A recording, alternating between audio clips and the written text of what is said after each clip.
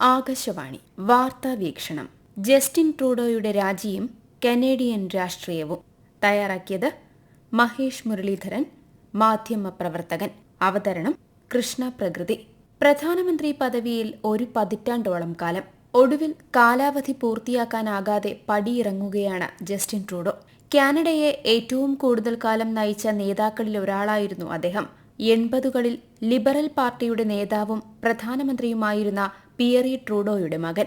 പ്രതീക്ഷകളുടെ പുതിയ ഭാവി വാഗ്ദാനം ചെയ്ത് അധികാരത്തിലേറിയ ജസ്റ്റിൻ ട്രൂഡോയ്ക്ക് പലപ്പോഴും അത് നിറവേറ്റാനായില്ല. ഭരണത്തിന്റെ അവസാന കാലത്ത് ജനങ്ങളുടെ മനസ്സറിയാത്ത, മാറ്റങ്ങൾ ഉൾക്കൊള്ളാനാകാത്ത ഭരണാധികാരിയായാണ് അദ്ദേഹം വിലയിരുത്തപ്പെട്ടത്. 2015 പ്രധാനമന്ത്രിയായി അധികാരമേൽക്കുമ്പോൾ ഏറെ ആഘോഷിക്കപ്പെട്ട നേതാവായിരുന്നു ട്രൂഡോ. യുവത്വത്തിന്റെ പ്രസരിപ്പും പുരോഗമന നിലപാടുകളും തുടക്കകാലത്ത് ട്രൂഡോയ്ക്ക് താരപരിവേഷം നൽകി. ലിബറൽ പാർട്ടിയെ സംബന്ധിച്ചും ഒരു രക്ഷകന്റെ റോളായിരുന്നു ട്രൂഡോയ്ക്ക്. 2013 ട്രൂഡോ ലിബറൽ പാർട്ടിയുടെ നേതൃസ്ഥാനം ഏറ്റെടുത്തത്. അന്ന് വലിയൊരു തകർച്ചയെ അഭിമുഖീകരിക്കുകയായിരുന്നു പാർട്ടി. 2011 തെരഞ്ഞെടുപ്പിൽ ചരിത്രത്തിലാദ്യമായി പാർട്ടി 3ാം സ്ഥാനത്തേക്ക് പിന്തള്ളപ്പെട്ടിരുന്നു.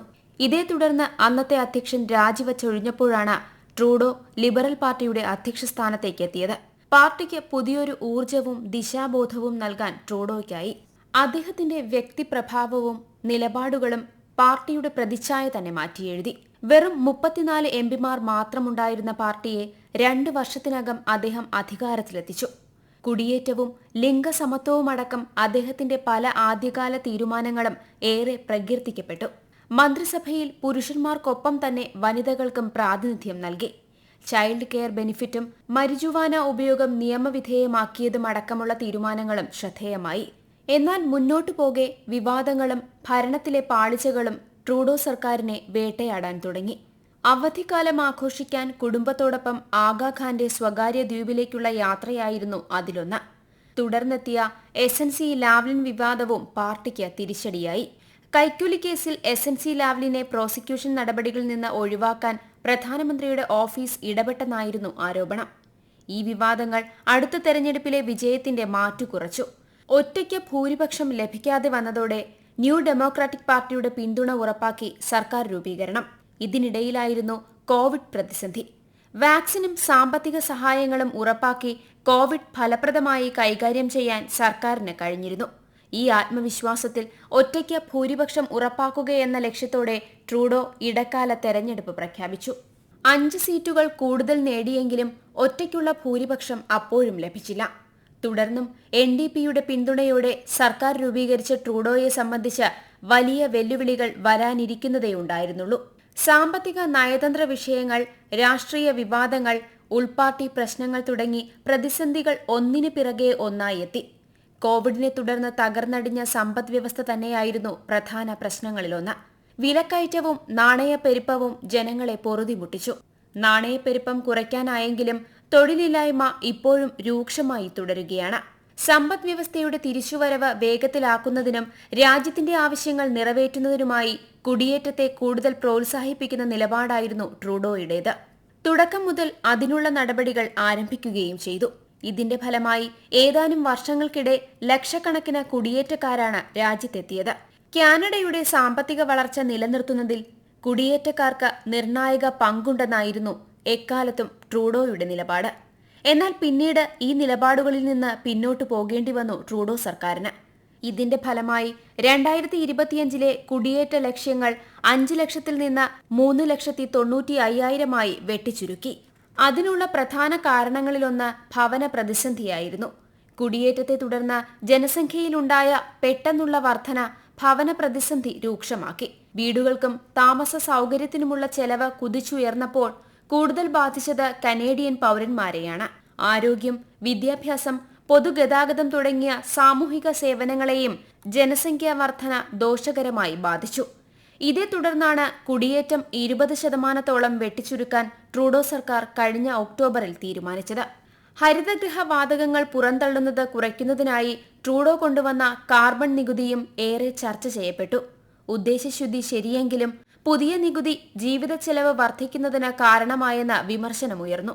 കാലാവസ്ഥാ വ്യതിയാനമടക്കമുള്ള പല വിഷയങ്ങളിലും തന്റെ വാഗ്ദാനങ്ങൾ നിറവേറ്റാൻ അദ്ദേഹത്തിനായില്ല. നയതന്ത്ര തലത്തിൽ ഇന്ത്യയും ചൈനയുമായുള്ള പ്രശ്നങ്ങളും പ്രധാനമന്ത്രി എന്ന നിലയിൽ ട്രൂഡോയുടെ പ്രതിച്ഛായയ്ക്ക് മങ്ങലേൽപ്പിച്ചു. ഖലിസ്ഥാൻവാദികൾക്ക് നൽകിയ തുറന്ന പിന്തുണയാണ് ഇന്ത്യയുമായുള്ള ട്രൂഡോയുടെ ബന്ധം വഷളാക്കിയത്.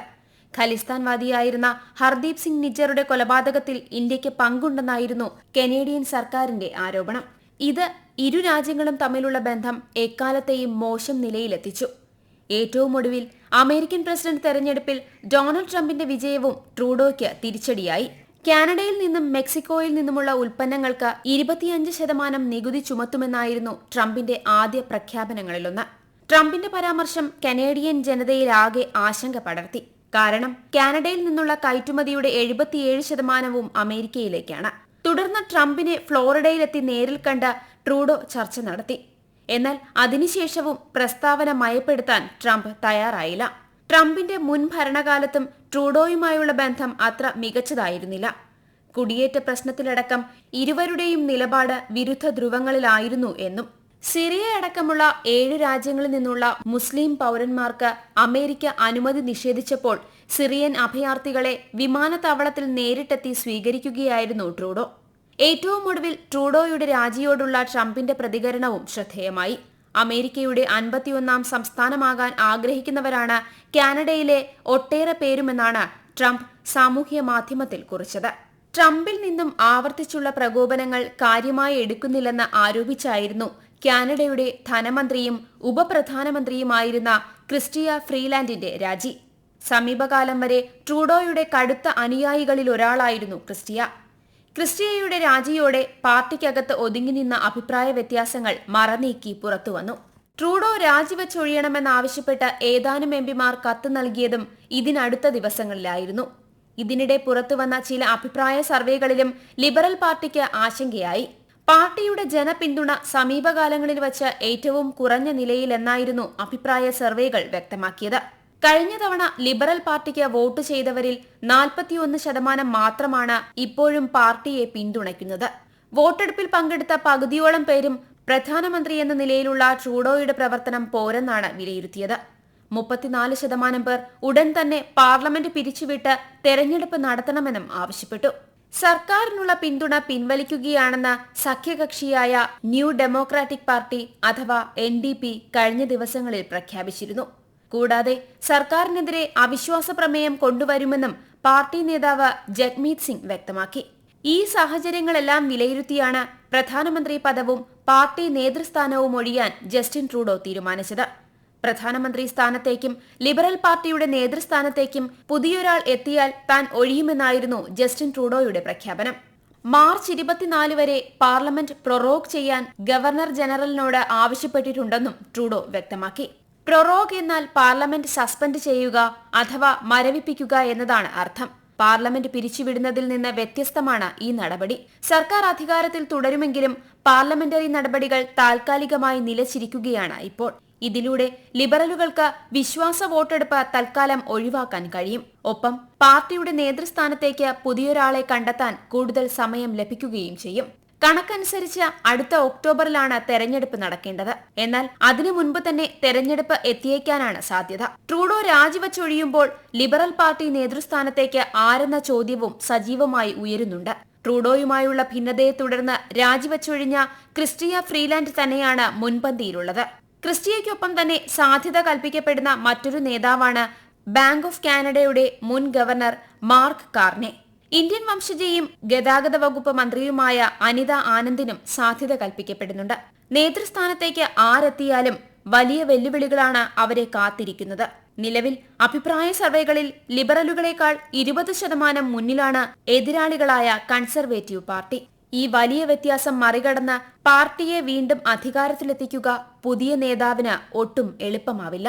നിങ്ങൾ കേട്ടത് വാർത്താ വീക്ഷണം.